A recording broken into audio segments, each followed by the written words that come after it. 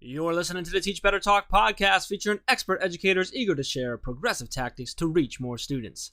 Teach Better Talk is created by teachers and fueled by passion. Let's get started.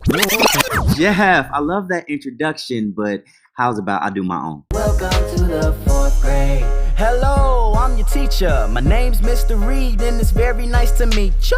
I'm from Chicago. I love eating pizza, and I dress to impress, but I still rock sneakers. It's my first year teaching, so it's all real exciting. Got some ideas, and I really like to try them. Like making songs to remember what you hear. We'll be learning so much by the end of the year. Tell my friends and my peers, the parents and the students, I'm ready, you're ready, we're ready, let's do this. Yeah. But absolutely no daydreaming, working hard till the bell starts ringing. Welcome to the 4th grade.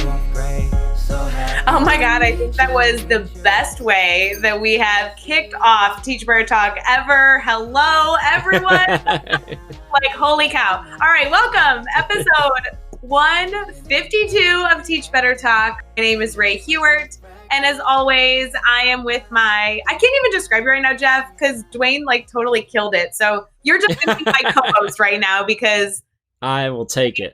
So impressive. Wow. So I will take it. Yeah, that was a little preview into the episode with our guest, Dwayne Reed, who we'll talk more about why that makes sense, but he does awesome educational music and raps for his kids, and it's just really, really cool. But we thought that'd be fun to kind of start the podcast a little differently because, that's how Mr. Reed does it. So that was fun. I'm glad we were able to do that. So I loved this episode. But before we get into it, can we highlight another just awesome educator? Yes, let's do that. Yeah, we did that for a few episodes, and I just felt like it was fun to talk on how great people are, if that makes sense. Who we highlight? Who do you want to highlight? Because I love this. This is what I want to do more of. Oh, I'm sorry. You are going to let me decide who we are highlighting on episode 152? Yes. I can't wait. Really? Yeah. Is that all right? Or do you need me to pick? Yes, but I want a drum roll right here, and I'm not going to do it. So pause. I'm just going to go grab you doing it from one other episode. But yeah. Okay. This is our cool thing. I want to highlight Dr. Neil Gupta. Oh, yeah, Neil. Do it. Let's highlight him. Go. He is the best and coolest guy. And I say that knowing that, hello, we had an amazing guest that I feel very similar to her, but Dr. Neil Gupta has been an educator that I have followed since the beginning of my career, who now I really consider a great friend and a part of our Teach Better family. He's a part of the Teach Better Speakers Network. I literally could talk an entire episode on how amazing he is and how positive it is that he keeps positively impacting education. Geez, you've been connected to him. What do you think about Neil? Neil is everything that you just said. He's such a good guy. And just a great. I'm an educator. He's an administrator. He speaks. He's on the board for ASCD. He's here I think he's a board member of Ohio Principals as well. He's here in Ohio. He's down in Worthington City Schools, and they do so much good work down there. And he's such an amazing leader. Has a great team down there. He was actually a previous guest on the podcast way back. It's been a long time, but it's still one of our top played episodes ever. Yes, after you listen to this one, go listen to Neil's if you missed it. Because I even remember, it says something about his episode. I remember the quote he used in his, he had the best advice that I loved. What is it? Do you remember it? I know. Yes. You have to have the skin of an armadillo and the heart of a marshmallow. Heart of a marshmallow. I love it. I love it. I will always remember that. It was amazing advice for educators. And so not only being his friend, but that was just a great episode. Something really cool about Neil is that Neil will just randomly slide into your Voxer and just pump you up with some just awesomeness. I know. And either throw an opportunity at you or an idea or just a random thought or just let you know that he appreciates you. He's always up for a good chat. Just a good guy. When we go to Columbus, he's always like, "No, don't get a hotel room. You stay at my house." It's that's just who he is. So Neil, big shout out to you. We appreciate you so much. We love having you on the Speakers Network, but just in general, we love having you. I think just in our community at all. And if you're not already following Neil, He is at Dr. Neil Gupta, and that's Gupta. So go follow him on Twitter, connect with him, engage with him, ask him questions, get to know him, get him in your PLN. You will not regret it. So good shout out, Ray. Well, may we all have the generosity and amazing insight that Dr. Neil Gupta has. He's awesome. So I actually think talking about him in this episode is perfect because Dwayne Reed, who is our guest for this episode, blew me away. I've been connected with him for a long time. This is one of our first times, though, that I've been able to kind of speak with him and ask him questions. And wow, when we're talking about one really genuine educator now transitioning to another really passionate, genuine educator, I love that. I think that's kind of the mantra of this entire episode, to be honest. I agree. So let's talk about that. You already mentioned Dwayne Reed. You heard his music at the start of this. Dwayne is a 4th and 5th grade teacher in Chicago. He's a YouTube sensation. He's went viral, I think a few times with his music videos. A big one was Welcome to the 4th Grade. He's been featured on CNN, on Good Morning America, on a whole bunch of other shows I'm not thinking right now, written up in all kinds of newspapers. I mean, he's highly sought after to do videos outside of education, but where his passion is that. And he talks about this whole, like, his drive to just make people realize that school, like, really is awesome and it's hip and it's cool and it's dope. As he said, it's just what, I just love his passion behind that mission of helping people realize how amazing the students he works with are and how amazing school can be and should be, and bringing the community in. And he really shares that story. His story of failure was phenomenal. We do talk about his videos and how that came about, which I think was a great story. And I thought he rocked the kind of quick pitch round with the 6 questions with no preparation at all, and some of his responses were just phenomenal. I'm super excited for you to listen to this episode and take so much value away. Ray usually says this. I'm going to say it for her. This is one you need to listen through at least twice. True. And take some notes, and then you need to connect with Dwayne. You need to get to know him. He is a good guy. He was a lot of fun. We had a blast chatting with him before and after the actual recording, and he is as genuine as he sounds, and he's just a good guy. So, Ray, do you have anything else? I think I said it pretty well, but just double checking. You summed it up. I'm such a fan. Enjoyed the episode, and make sure to connect with these incredible educators. I love it. And so with that, let's get an episode 152 with Dwayne Reed.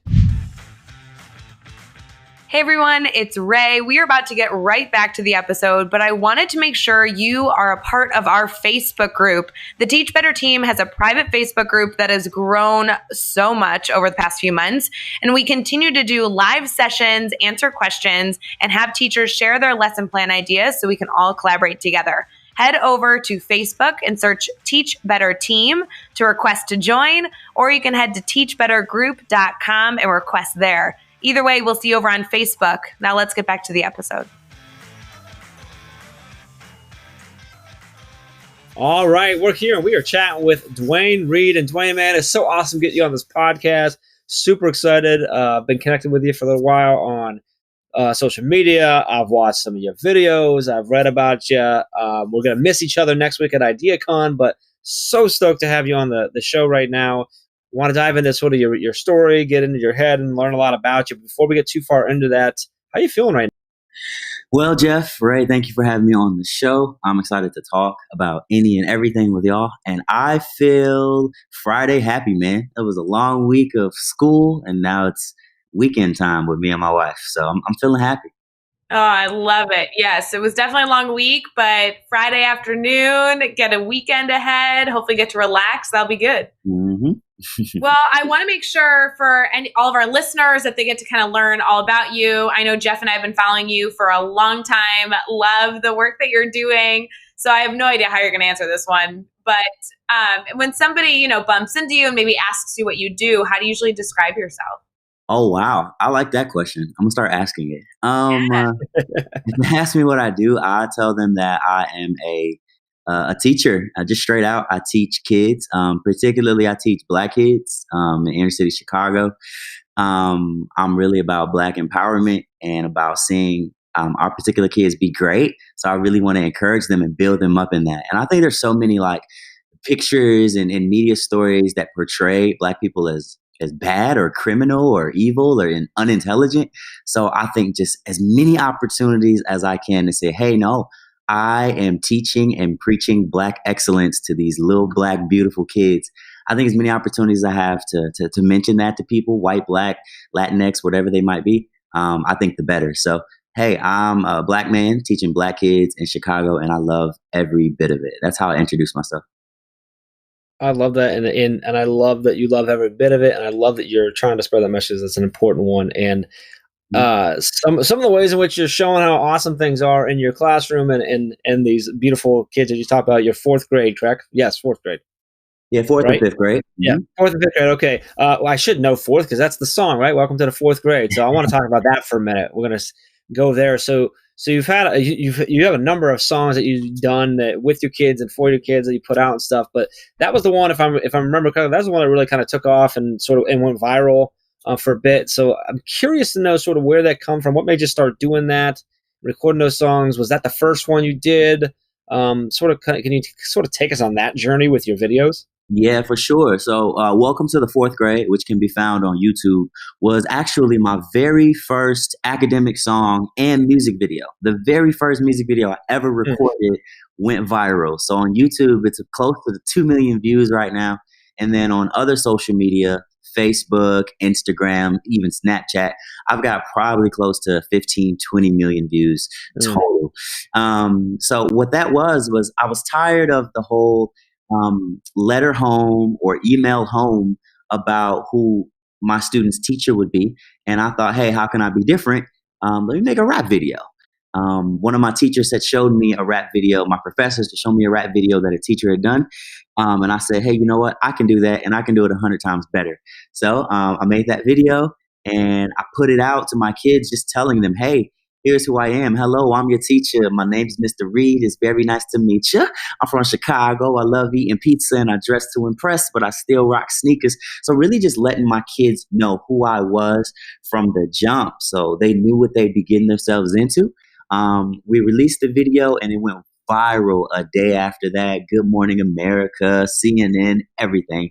And I think it's just a cool way for my kids to have known, oh, this is what we're getting into this year. Let's go. So that was the Welcome to the Fourth Grade video. I love it. I'm going to ask Dwayne, can I take like a 30-second clip and put it into the show right here? You absolutely can. Okay, cool. And we'll make sure, you listening, I'm going to play a little bit of it here for you, but then we're going to link the, Dwayne's channel and everything in the show notes. You'll be able to actually go check it out, subscribe, watch the other videos. Welcome to the fourth grade. So happy to meet you.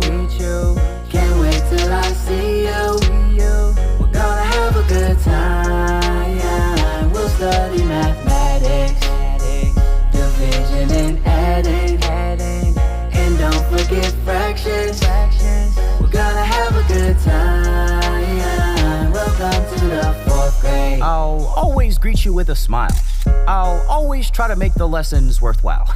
And when you do good work, I'll acknowledge, cause I know that you're headed off to work or to college, so we gotta keep it. You have some other ones too, like the morning song and a few others too. I think there's one that's actually just Welcome to School. So is that something you're doing regularly, or is it just like once a year they try to put things out? Like how often are you doing that? I'm very interested in this whole thing. Yeah, Jeff. So I pretty regularly. So even in my classroom, I use a lot of singing, a lot of dancing, a lot of things that I'm naturally good at and that my students care for.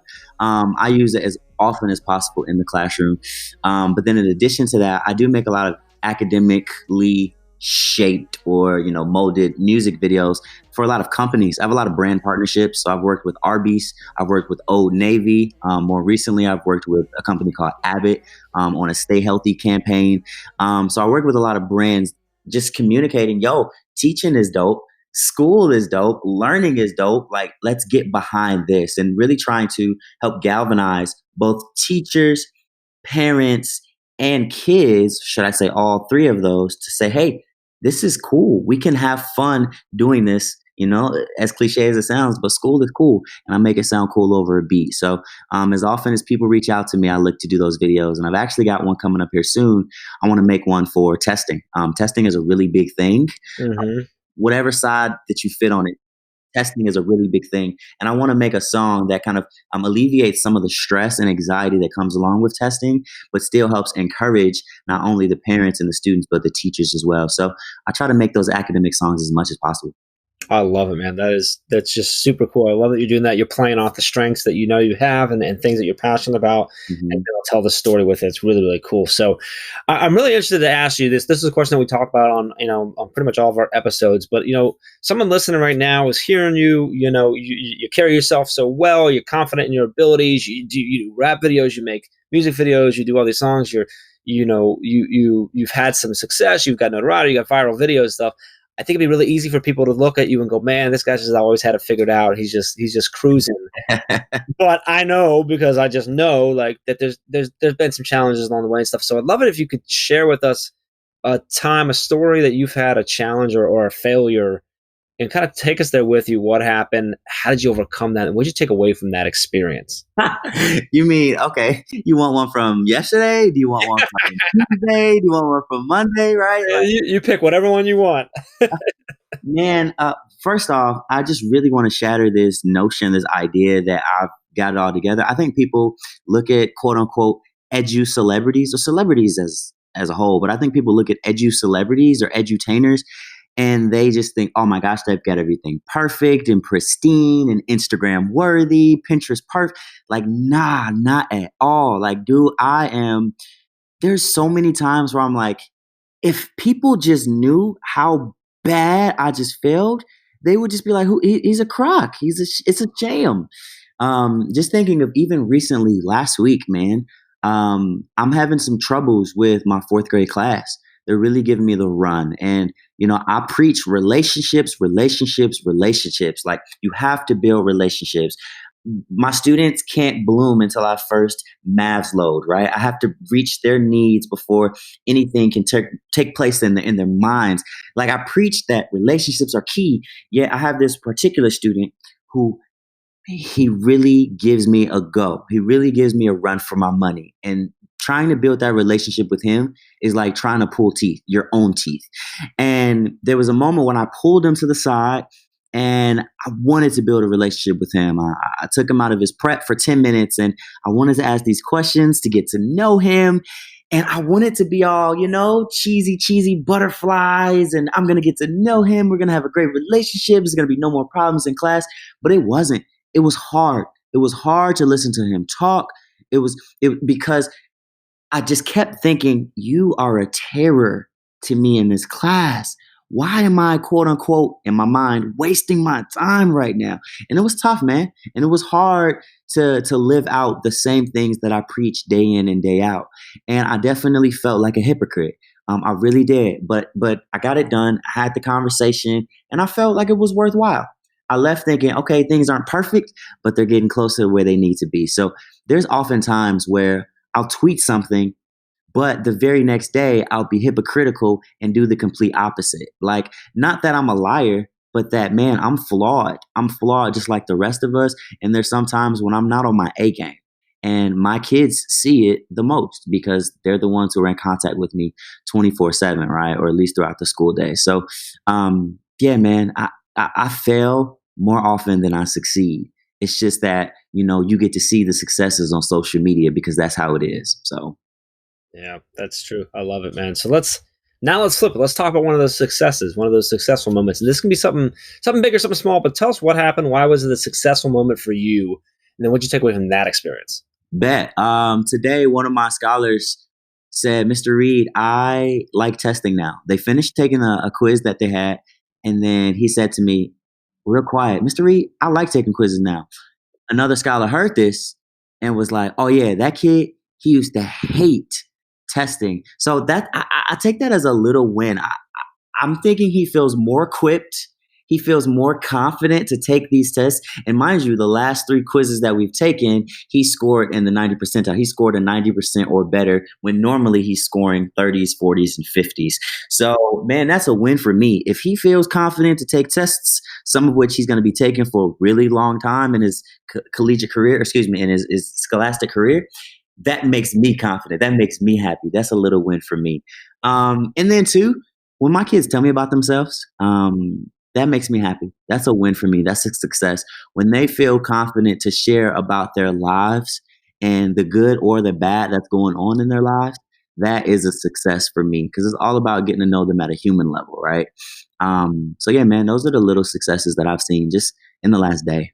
No, I think those are awesome successes. I'm constantly joking with my students about building good testing culture. And I think that that's one of the biggest wins, that you can take something that you know is high stress and high anxiety and make it bearable, have it be more of a focus of proven that they understand something versus, oh, scary test day. I mean, that's a huge success. So I love that you've created that culture. I think it really changes not only the culture of the student taking the test, but almost the whole classroom. You know what I mean?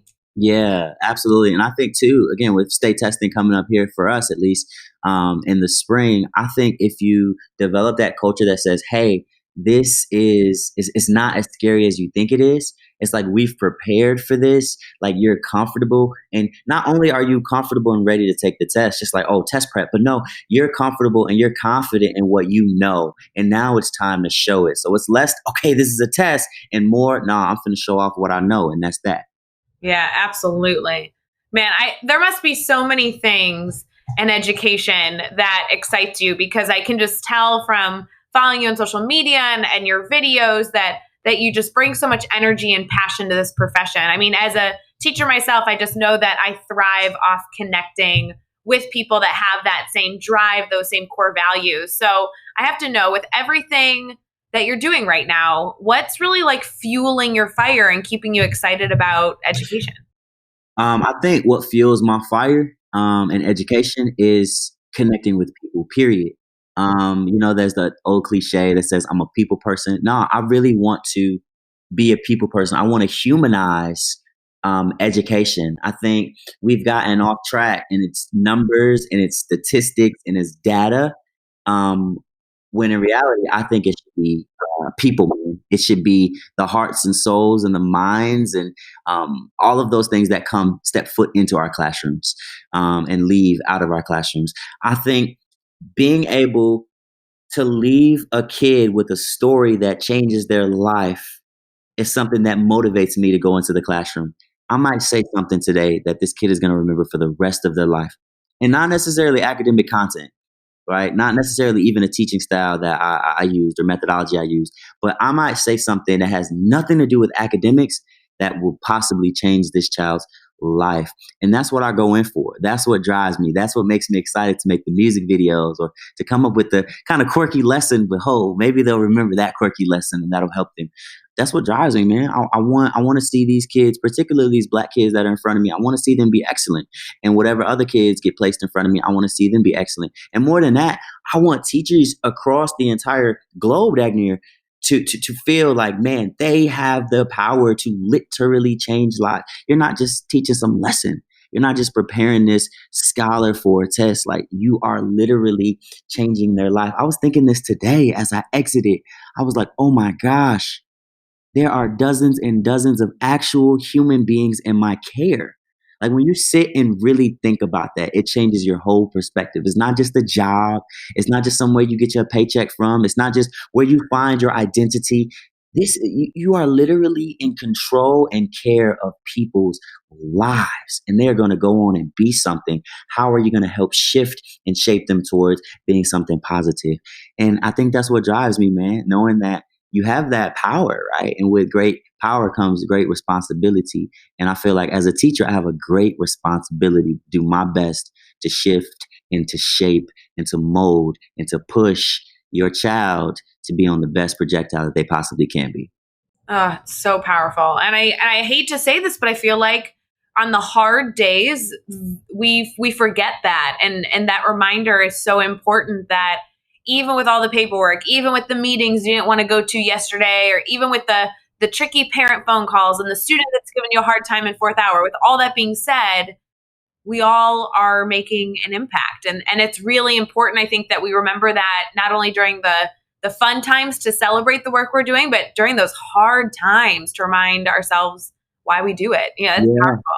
Yeah, I think too, just even for those who, got a couple years under their belt, like I guarantee you've got some success stories.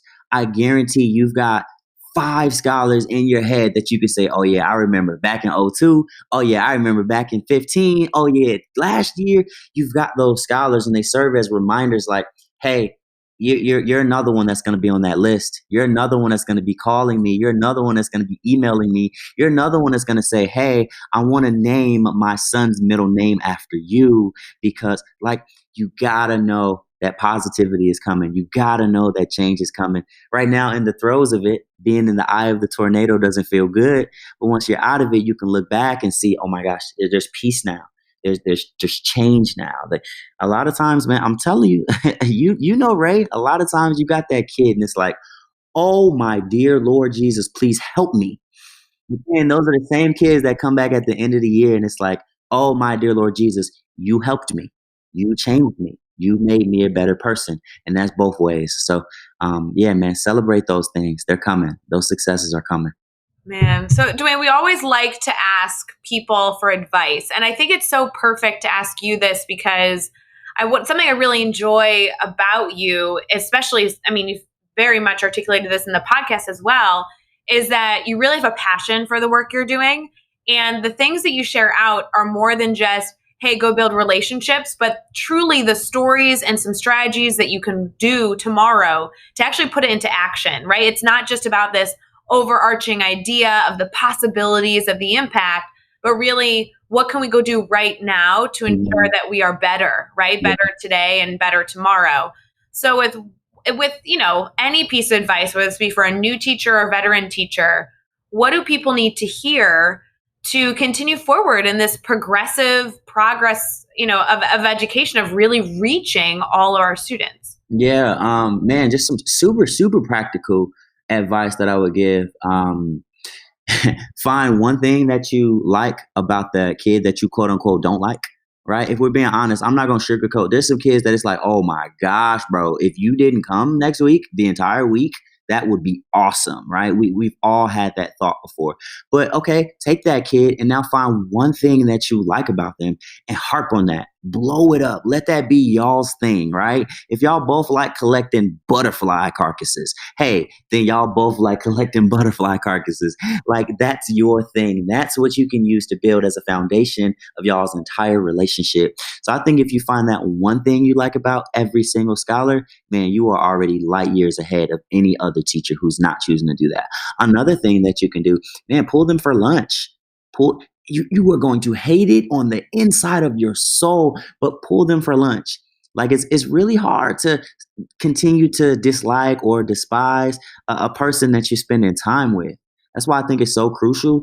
This is a side note. That's why I think it's so crucial in terms of race relations for people to have dinner with people that don't look like them. People who come from different walks of life, people who literally they know have different beliefs, sit down and enjoy a meal with them. If that can help reconcile people who have different political beliefs or different beliefs about the police or different beliefs about anything else, don't you think sitting down and eating a McDonald's Happy Meal with your scholar is going to change the way you view them and they view you? I hear the church bells ringing. Amen. Amen. So, yeah, man, sit down and have lunch with a scholar. That's something easy that you can do. And then another piece of advice that's super, super, super easy is find ways to overemphasize your appreciation for your scholars. Let me give you an example. My fourth grade scholars in the past week or two have been not the best, in my opinion. They're really undesirable behaviors, et cetera, et cetera. But at the beginning of the day or the beginning of the afternoon when I get them and the end of the afternoon when they leave, I raise the praise, right? Minimize the criticize. I read somewhere in some book, raise the praise, minimize the criticize. It's not, oh my gosh, y'all are getting on my nerves. Oh my gosh, this is the worst. It's, well, here's the positive thing that I saw today. This particular scholar, she did not blurt out an answer today. Boom. Y'all get credit. I do the little jelly beans they get. Boom, y'all get jelly beans for that. Okay, this particular scholar stayed in their seat when we were supposed to be working independently. Boom, y'all get jelly beans for this. And we all made a big deal over those quote unquote insignificant things, but they're really a big thing. So I think really overemphasizing, like celebrating the positive that you see goes such a long way. It's hard, but it goes such a long way. I promise it goes a long way.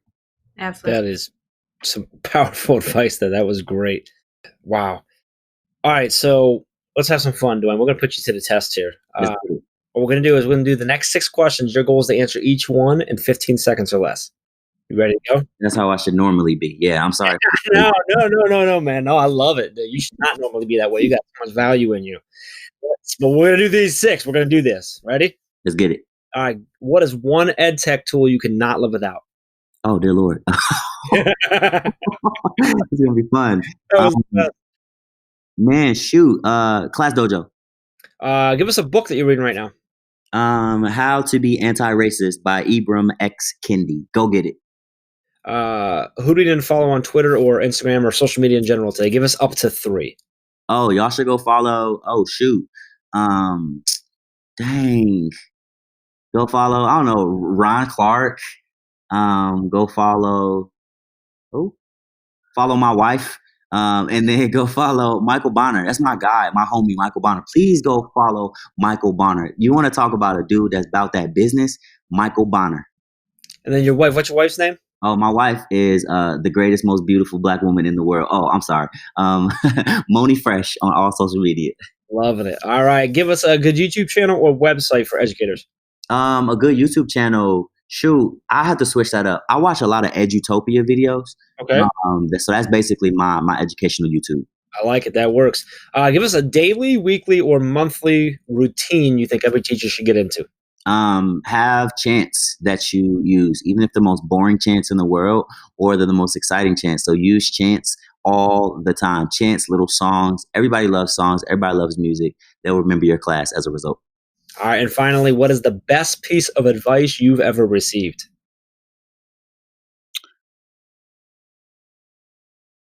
Ask as many questions as possible. Love it.